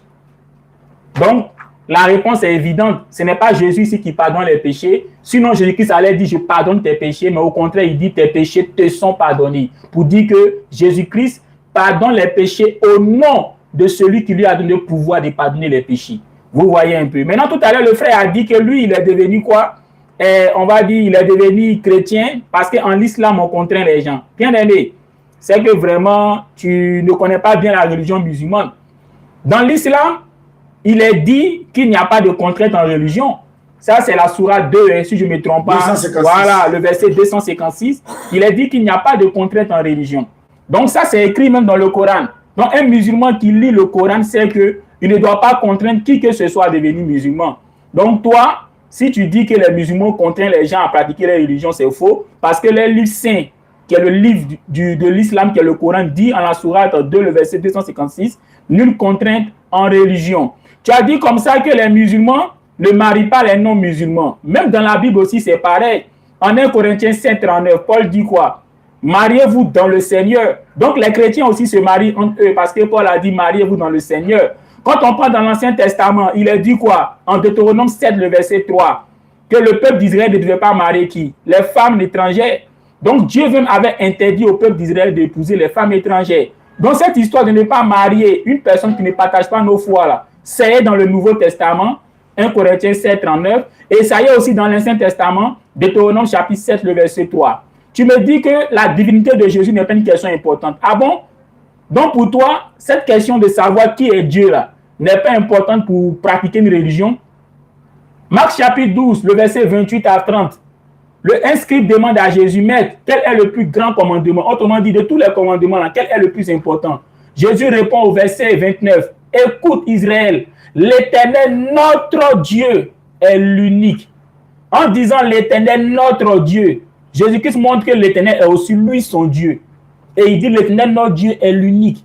Donc ça c'est le plus grand et le premier commandement. Donc si pour toi connaître Dieu n'est pas important là, Jésus-Christ dit que c'est très très important et que c'est le premier et le plus grand commandement. Il faut reconnaître que Dieu qui est l'Éternel, il est unique et non trois en un. Et non un Dieu qui se divise en trois personnes. Jésus-Christ a dit que l'Éternel est unique au sens absolu du terme. Donc si toi, tu n'adores pas l'Éternel qui est le Dieu de Jésus-Christ et que tu adores Jésus au lieu d'adorer l'Éternel qui est le Dieu de Jésus-Christ, tu veux que moi je dise quoi? Tu veux que moi je dise quoi? Jean chapitre 17, le verset 3, Jésus dit, la vie éternelle, c'est de te connaître toi, le seul vrai Dieu et celui que tu as envoyé, Jésus-Christ. Jésus-Christ s'appelle le Père, le seul vrai Dieu. Mais toi, tu dis que c'est celui lui-même qui est Dieu. Est-ce que toi, tu es sérieux? Alors que Jésus-Christ lui-même appelle le Père, le seul vrai Dieu. Tu me dis encore comme ça que non, en l'islam, on va dire les pratiques qui se font en l'islam, ces pratiques-là ne sont pas bibliques. Tu es sûr? Toutes les pratiques qui se font en l'islam sont des pratiques bibliques. Que ce soit la prière, qui est la prosternation, elle est biblique. Elle est biblique. Parce que même dans la Bible, je te le dis. Il te reste une minute. Voilà. Même dans la Bible. Non, il reste 30 secondes. Hein. Moi, je sais la compter aussi. Il faut être droit, j'ai frère. Voilà. Parce que moi, j'ai compté. Hein. Moi, il n'est pas organisé un débat avec toi. Tout à l'heure, on va aller rompre notre jeûne. Est-ce que c'est un débat qui est là? Tu dis, il faut être juste. Quand il dit, on va venir dans ta ville pour organiser un débat avec Jean-Luc, là, tu as accepté. Il va le faire déplacer pour venir là-bas. Et tu as accepté. Ça, c'est pas un débat, ça, c'est un échange. Jean-Luc va fuir. Hein. Lui peut faire débat avec moi. Tu veux que je le déplace pour venir? Je dis, il faut organiser un débat avec moi et puis lui. Ouais, mais c'est face à face, hein? Hein? Face à face, physiquement, hein? Il n'y a pas au téléphone. Face à face. Oui. Il n'y a pas quelque chose, face à face. Ouais, c'est où? Tu es dans quelle ville? Tu es dans quelle ville? Hein? Moi, je suis à Abidjan. Alors, mais viens au Figaro jeudi prochain pour le débat. ouais, le jeudi, tu peux venir à la Figaro, ça serait intéressant. Viens avec ton église même. Tu viens avec ton église même. Nous, on va payer le transport du car là même. Si tu veux. Non, moi, je viens seul. Ah, ça serait pas jeudi prochain à 16h, à 16h30, on Je t'attend. n'ai pas besoin de ça, j'ai fait. Est-ce que tu confirmes? Est-ce que tu confirmes jeudi prochain? Confirme. Ok. Je confirme. Ok. D'accord. Donc, je chute rapidement. Donc, en ce qui concerne la prière, Voilà. seuls les musulmans prient comme la Bible le recommande. Quand tu prends dans la Bible, Matthieu chapitre 26, le verset 39, Jésus-Christ a prié comment? En se prosternant. Il a prié Dieu en se prosternant. On dit 3 fois il s'est prosterné, le visage contre terre. Quand tu prends Néhémie chapitre 8, le verset 6, au temps d'Israël, le peuple d'Israël se prosternait aussi pour prier Dieu, pour adorer Dieu. C'est que tu ne le sais pas. Le mot adorer, là, le mot adorer dans la Bible, là, vient du mot grec, proskuneo, qui signifie se prosterner. Donc le mot adorer même là, qui vient du mot grec proskuneo, signifie adorer. On le laisse parler maintenant. Donc les seuls qui adorent Dieu par la prosternation aujourd'hui, c'est qui? Tout le monde sait, c'est les musulmans. Bon, allons-y, Vas-y. parce que, allons-y. Donc, tu confirmes le jeudi prochain. Oui. Le jeudi Bien prochain. aimé, Allô, avant de. Bien aimé, Jean-Luc. Attends, allô, pasteur. Oui. Il n'y a pas parlé, quoi. Il a te laissé parler. Mais il m'a dit, le jeudi prochain, je te donne notre thème en même temps. Je serai là avec mon petit Ismaël. Notre thème là, c'est entre l'islam et le christianisme. Qui est dans la vérité? Non, je vais t'appeler après, en antenne, après, on va causer. Ah, organisé. Mais comme tu as déjà confirmé le jeudi, il n'y a pas de problème. Ok, allons-y. Non, je dis, moi, je vais t'appeler même. Je vais t'appeler. Non, tu as déjà confirmé, mais il n'y a pas à faire d'appeler encore. Tu as déjà confirmé. Ok, allons-y. Je confirme, frère. Ok, allons-y. Vous êtes mes frères. Voilà. D'abord, il a dit que Jésus dit les péchés te sont pardonnés. Bon, là-bas, je m'inscris en faux. Quand tu prends Marc 2, verset 5, on dit Marc 2, verset 5, Jésus dit les péchés sont pardonnés. Il parle avec autorité. Il n'a pas dit tes péchés te sont pardonnés. Il n'a pas regardé. Il va me dire c'est faux ou c'est vrai. Amen. Il a vu? Vous avez vu? Je me tais parce que c'est ton temps de parole. Vas-y, tu as 3 minutes. D'accord. Donc, chers internautes, regardez. Jésus parle toujours avec autorité. Notre Christ, il parle, il dit tes péchés sont pardonnés. Il parle, Jésus dit tes péchés sont pardonnés. C'est comme moi je parle à Marc, à Jean-Luc. Jean-Luc, tes péchés sont pardonnés, c'est moi je parle. Donc Jésus est Dieu. Donc déjà là, tu es en faux. Voilà. Parce que tu as dit non, Jésus te dit non, les péchés te sont pardonnés. Je ne sais pas quelle est cette théorie que tu fais. Donc Jésus, pour te dire ça même là, il faut laisser ça. Si tu veux rentrer dans ça là, nulle part, on a vu dans le Coran où le prophète Mahomet dit voilà, ceci, cela. Donc nous là, moi je vais vous parler un peu de la Trinité. L'autre fois je parlais avec l'autre, il n'a pas compris. La Trinité est là. Pour comprendre, il ne faut pas lire la Bible comme un journal. On ne lit pas la Bible de la manière, il fait ping-pong comme ballon de pôle. On ne lit pas la Bible comme ça. La Bible se lit en esprit et en vérité. Tout à l'heure, il a parlé de ça, je souriais chez moi. Parce que la Bible ne se lit pas comme... voilà, il a dit ça. Non, c'est pas... La Bible ne se lit pas comme ça. La Bible, c'est un document sacré. C'est un document saint. Avant même de lire la Bible, on prie pour que le Seigneur te dispose. Sinon, tu vas lire la Bible, là, tu ne vas rien comprendre. Comme ce que font mes frères. Ils ne comprennent rien, mais ils aiment interpréter la Bible. Leur bouche est toute petite pour interpréter la Bible. Aujourd'hui, je vous le dis. Vous n'avez rien, vous n'avez pas l'esprit pour lire la Bible. Donc, vous voulez interpréter la Bible. Avant d'interpréter la Bible, on est disposé en esprit, même la Bible, en esprit et en vérité. Si tu n'es pas en esprit, tu vas interpréter la Bible. Tu vas lire comme un journal. Donc, vous dites que la Trinité, là, va beau expliquer aux gens que l'autre fois, lui-même, je l'expliquais que c'est comme un œuf. Un œuf, là, c'est composé de 3 matières, donc on appelle ça un œuf. La parole de Dieu s'est faite chair et la parole est descendue en forme humaine pour dire que cette parole-là, c'est Jésus. C'est-à-dire cette parole-là, le Saint-Esprit, je dis même, nous, on n'a pas vécu autant de Jésus, comme Marc l'a touché, comme Jean l'a touché. Mais Jésus dit, il va au Père, mais il vous laissera le Saint-Esprit. Le Saint-Esprit, là, c'est en même temps Dieu aussi. Dieu le Père, Dieu le Fils, Dieu le Saint-Esprit. Voilà les 3 choses. Et ça a été l'une des questions les plus difficiles pour ceux qui ne sont pas en esprit. Mais malheureusement, on ne sait pas comment on va expliquer ça. Mais par exemple, c'est une question très difficile. Hein? On est sauvé par la grâce et non par ce qu'on fait. On est sauvé par la grâce.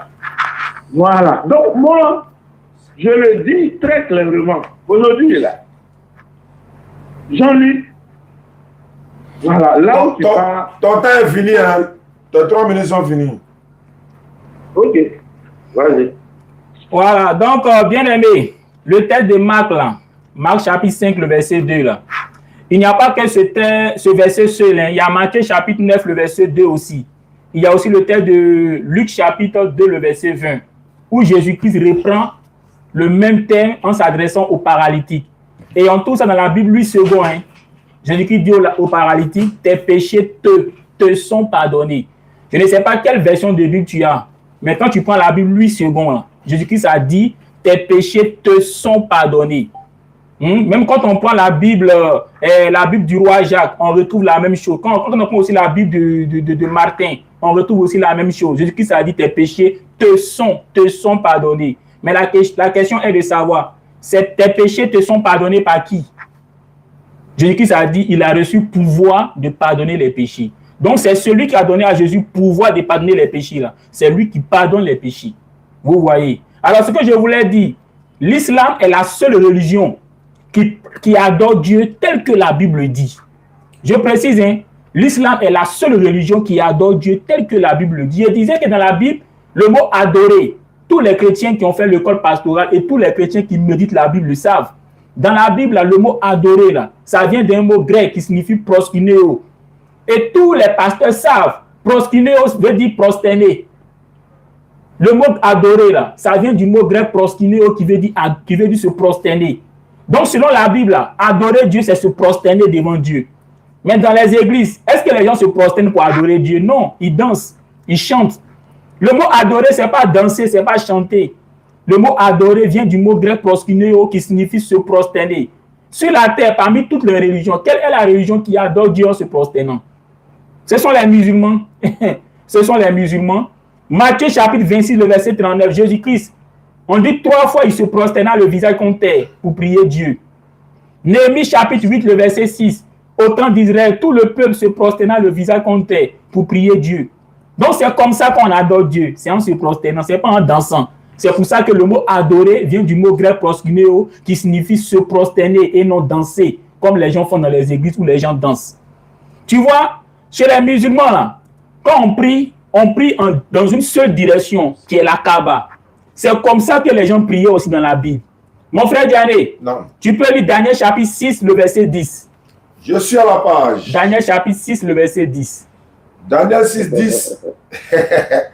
Toi, on t'entend jeudi, hein? On t'entend jeudi. Daniel 6, 10. Moi, j'envoie des trucs pour vous. Tu dis Daniel 6, 10, non? Le verset 10. Daniel 6, 10 dit ceci. Lorsque Daniel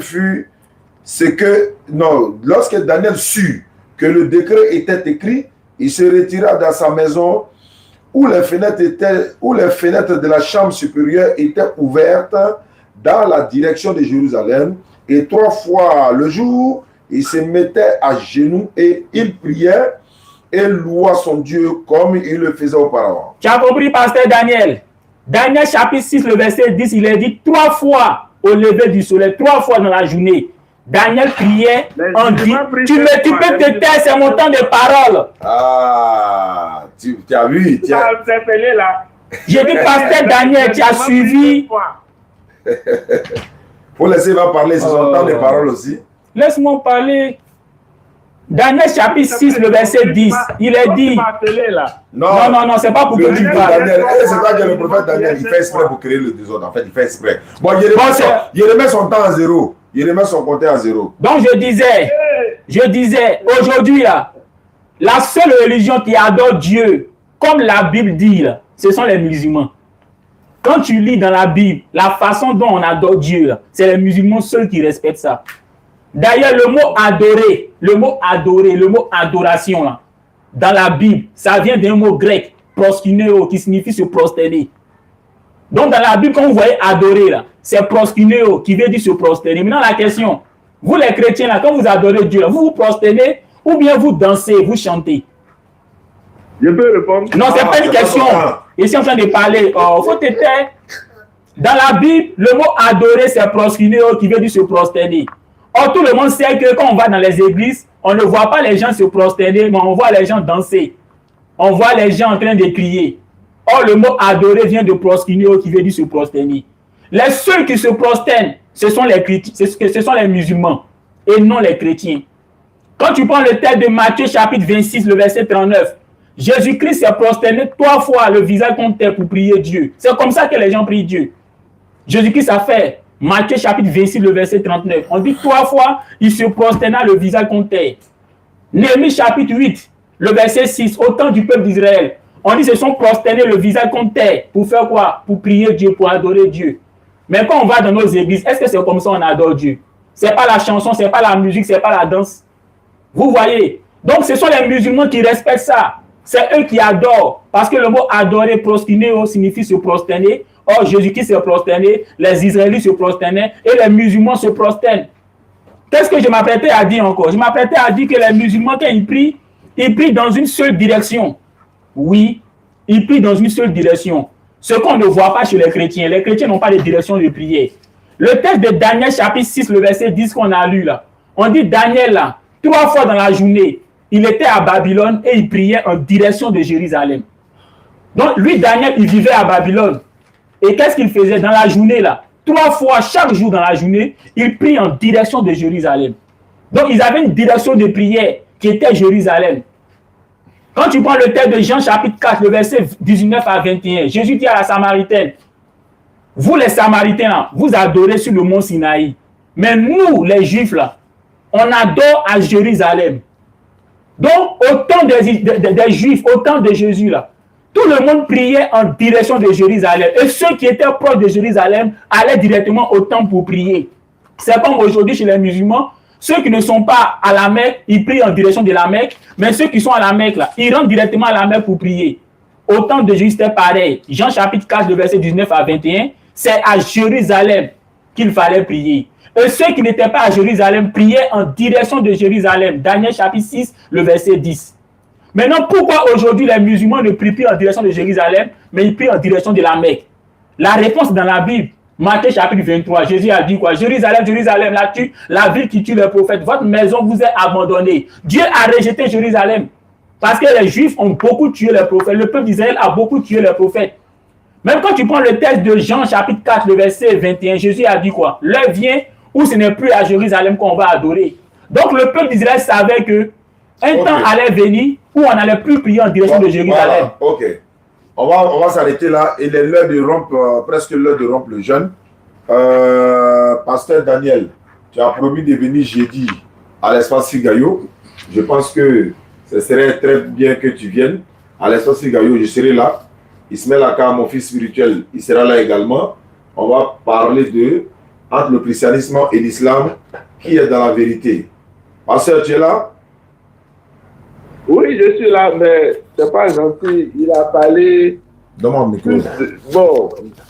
Ouais, mais comme c'est pas un débat, ça c'est une prise, voilà, une prise de contact, si je peux le dire ainsi. Notre arbitre était impartial. Hein? Il était impartial, notre arbitre. Ouais, non, il dit c'est pas un débat, c'est juste une prise de contact. Voilà, donc jeudi prochain, tu as confirmé devant la communauté que tu vas venir. Jeudi prochain, on aura les mêmes temps de parole. Non, là-bas, mais tu auras plus de temps. Ismaël Aka est là, moi je suis là. Non. Et puis, on va parler de entre l'islam et le christianisme, qui est dans la vérité. Voilà. Il n'y a pas de problème. Voilà, jeudi prochain, on te reçoit. Donc, merci beaucoup, Pasteur Daniel. Donc, à jeudi prochain, Inch'Allah. Ceux qui nous suivent à travers le monde, Oussa Ziané pour vous servir, nous sommes 2000 personnes sur TikTok.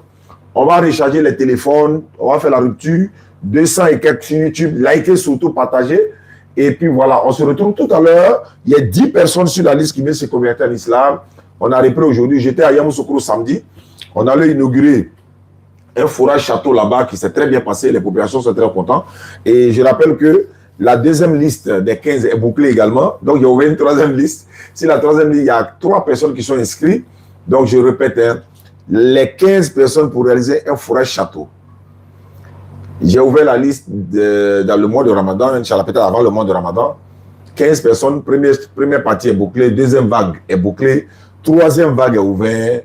Voilà, donc il y a encore de la place pour les troisième personnes qui veulent s'inscrire. Il y a 3 personnes qui sont bien inscrites, j'allais dire. 05 94 87 58 58, vous nous contactez pour voir comment on peut s'inscrire pour participer à la réalisation des 15 personnes pour le forage château. D'accord. Et puis on sera dans Okoro pour l'inauguration de la première vague. Les premières vagues qui sont inscrites là, le forage château est presque terminé. Deuxième vague, le forage château en train d'être construit, mais on n'a même pas fini d'enregistrer les troisième vagues. Donc 05 94 87 58 58, vous nous contactez pour dire que vous voulez participer à cet événement. C'est une salle catholique diaria. Donc on va se retrouver à 20h30 heure d'Abidjan pour les conversions. Pour les conversions, Inch'Allah. Et puis, on avance. On est à Abaka. Tu peux me faire le point déjà de combien de convertis nous avons déjà? 100 combien? Je ne me rappelle plus du nombre exact. Quand on se quittait avant-hier, le vendredi, je sais pas, c'est quand? Le jeudi, non? 150 convertis. Alhamdulillah. C'est déjà beaucoup. C'est très, très, très beaucoup même. 150 convertis en ce 12 Ramadan 1447 de l'Égypte. C'est très, très, très bien. Donc, famille, on se retrouve, Inch'Allah, à 20h. 30 heures d'Abidjan jusqu'à 22h, 23h, on va appeler les uns et les autres. S'ils répondent, ils feront leur conversion en islam, Inch'Allah. Je répète encore le numéro 05 94 87 58 58. Et on se retrouve également le jeudi à Figayo. Pasteur Daniel dit qu'il va venir. Il y a des gens qui m'ont écrit sur WhatsApp, ils veulent débattre. Je leur ai dit non, de prendre des rendez-vous pour que voilà, on puisse organiser cela. Dès que vous nous voyez en live, vous voulez participer. Mais organisez avec moi inbox. Ah, vraiment, je vais participer en live, je vais faire un débat sur tel sujet avec Jean-Luc, avec Oustaz, avec tel. Voilà. Or, mon objectif dans le mois de Ramadan, c'est conversion. Spécial converti. Voilà. Donc, vous qui voulez participer, vous êtes les bienvenus. La rupture est venue déjà. Jean-Luc et moi, on va rompre le jeûne tout à l'heure. Quand il sera l'heure, Voilà, ceux qui veulent participer également peuvent participer. Ouais, Oustaz, salam alaikum. J'espère que vous allez bien. J'aimerais prendre des renseignements concernant... Phone 2 disconnected. Phone 1 connected. Ouais, Oustaz, salam alaikum. J'espère que vous allez bien. J'aimerais prendre des renseignements concernant pour les participations de faire les fourrages là. Voilà. J'aimerais prendre les renseignements. Ça coûte combien? Ok. Les 15 personnes là. Inch'Allah. Ça va payer combien? Je lui envoie tous les détails avec l'image de ce qu'on a fait à Yamoussoukro d'ailleurs, ce qu'on a fait à Yamoussoukro. J'ai beaucoup d'images de fourrages qu'on a inaugurées que je n'ai même pas encore partagées sur les pages. Ramadan oblige, conversion oblige, donc pour le moment, mais je vais lui envoyer les images tout à l'heure, il va voir. Vous qui voulez participer, inscrivez-vous, hein, parce que quand il lance comme ça, le temps vous allez vous rendre compte là, on dit c'est déjà bouclé. Je répète encore, il y a 30 personnes qui sont déjà inscrites, bouclé même complètement, même 30 personnes. Donc j'étais obligé d'ouvrir encore une autre liste. Il y a 3 personnes qui sont inscrites là-bas.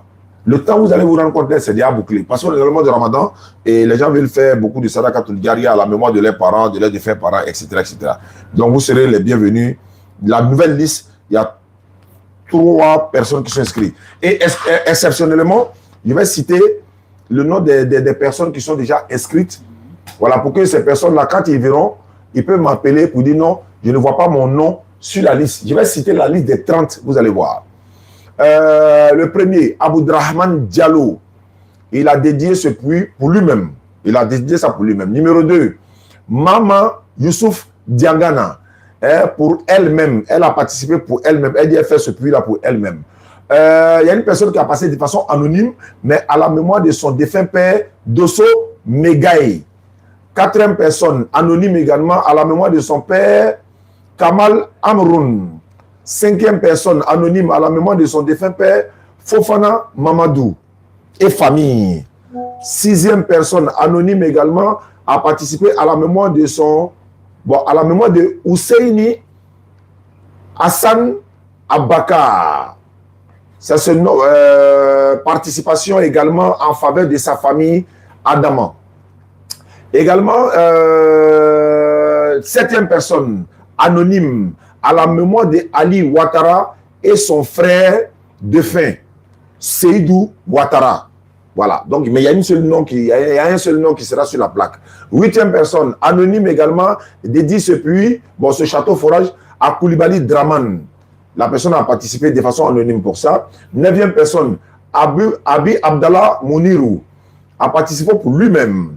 10e personne, Seko Soumaoro, à la mémoire de son défunt père. Voilà, qui s'appelle Seko Soumaoro. Voilà, donc 11e personne anonyme à la mémoire de Fanta Touré et Mama Koulibaly. La 2e personne, le nom va être cité, mais le nom ne sera pas sur la plaque, comme il a dit. Donc 12e personne, Diko Adietou, à la mémoire de ses défunts parents.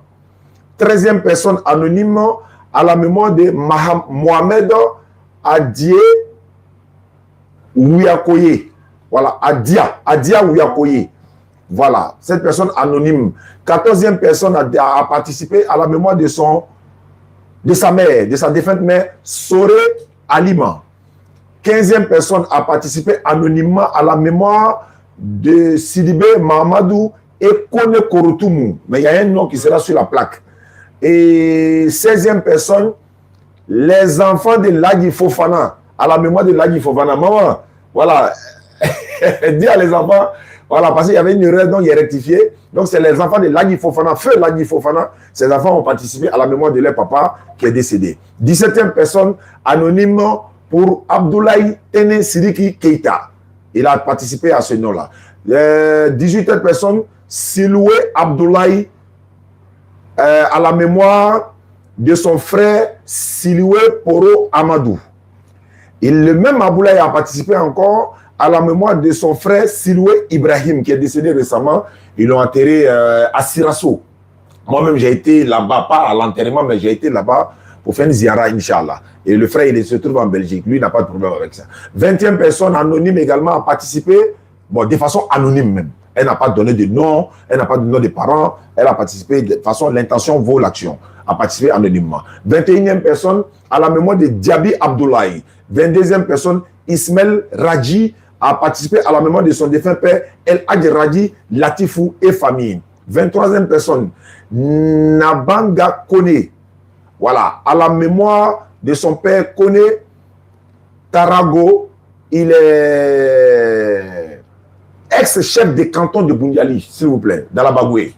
Voilà. Donc, 24e personne, Ahamada Abdou Amidoun a participé pour lui-même. Et une personne anonyme qui est aux États-Unis a participé à la mémoire de sa mère, Barakisa Bakayoko. Et je passe maintenant à la 26e personne de façon anonyme à la mémoire de son père, Amadou Wassi. 27e personne de façon anonyme à la mémoire de sa mère, Badjene Djabi. 28e personne à la mémoire de son père, Vayango Doukouré et famille. 29e personne a participé à la mémoire de sa mère, Bouraïma Gayatou. 30e personne a participé de façon anonyme à la mémoire de son père, Bafolo Fofana. Donc voici les 30 personnes. Et quand je vais maintenant mettre ça, il y a 15 personnes qui seront sur une plaque qui seront pour le premier château forage. Les deuxièmes 15 personnes seront pour le deuxième château forage. Donc comme les 30 sont bouclés, donc j'ai ouvert une nouvelle liste. Il y a cette nouvelle liste-là, il y a déjà 3 personnes qui sont inscrites. Donc quand on va atteindre les 15 aussi, ils auront donc dans ce mois de Ramadan. Donc ceux qui n'ont pas vu leur nom et qui pensent avoir participé peuvent me contacter. Et ceux qui ont vu leur nom et qu'il y a des erreurs dans le nom peuvent corriger également, Inch'Allah, pour être plus transparent. Donc voici un peu cette Sadaqatul Jariya et ces œuvres-là sont réalisées par l'ONG Fondation Oustaz Diané. Je suis même moi-même le responsable. Également, on a construit une mosquée à Guetta. Il y a une maman qui est aux États-Unis, Aminata, je la salue au passage. La mosquée est finie. On va terminer le reste et puis on va faire l'inauguration après le Ramadan. Mais les gens ont commencé à prier déjà dans ce mois de Ramadan et les populations de ce village ont dit non, non, non, on veut inaugurer cela après le Ramadan. Voilà, comme je l'ai dit hier, quelque part, il dit quand les gens ne veulent pas faire mariage dans le mois de Ramadan, là, les gens disent non, on ne veut pas mariage dans le mois de Ramadan, on fait mariage dans tous les mois. Mais quand ils vont aller faire le mariage dans le Ramadan, là, ils ne vont pas manger. Moi, je dis c'est ça, hein, ils ne vont pas manger. Où est-ce qu'ils vont manger? Parce qu'il faut faire le walima et tout, dans le Ramadan, il n'y a pas ça. Maintenant, pourquoi on ne fait pas un mariage dans le Ramadan? Moi, quand j'ai analysé, c'est ça. Tout en dehors, il n'y a pas un mois où on peut faire le mariage. Mais certains font le mariage dans le Ramadan. Et puis, il n'y a pas de walima. Donc, quand on donne la bonne compréhension, Inch'Allah. Voilà, merci beaucoup. Quand on va faire un mariage, et puis on allait s'asseoir, on bébé sous la main, non, ils vont faire Daraba. Or, quand on fait Daraba dans Ramadan, c'est à 10h, c'est à midi. Peut-être ils vont faire emporter. Les gars, faites le mariage dans Ramadan, ils vont faire emporter pour partir à la maison. Donc, on se retrouve tout à l'heure ce soir pour les conversions. Et puis, bon, voilà, il y a quelqu'un qui m'appelle. Allô?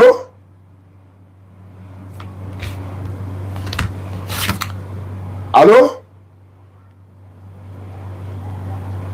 Voilà, donc c'est un peu ça. Ceux qui veulent participer peuvent nous contacter. On va organiser tout ça ensemble et puis vous allez participer, Inch'Allah. Merci beaucoup. On va se retrouver tout à l'heure à partir de 20h30 heure d'Abidjan, Inch'Allah. J'essaie d'appeler cette personne, peut-être qu'il veut participer. On verra.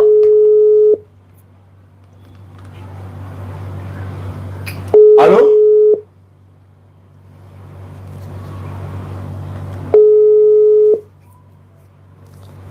On a 10 personnes sur la liste aujourd'hui pour être appelées pour, n'est-ce pas, les conversions, Inch'Allah.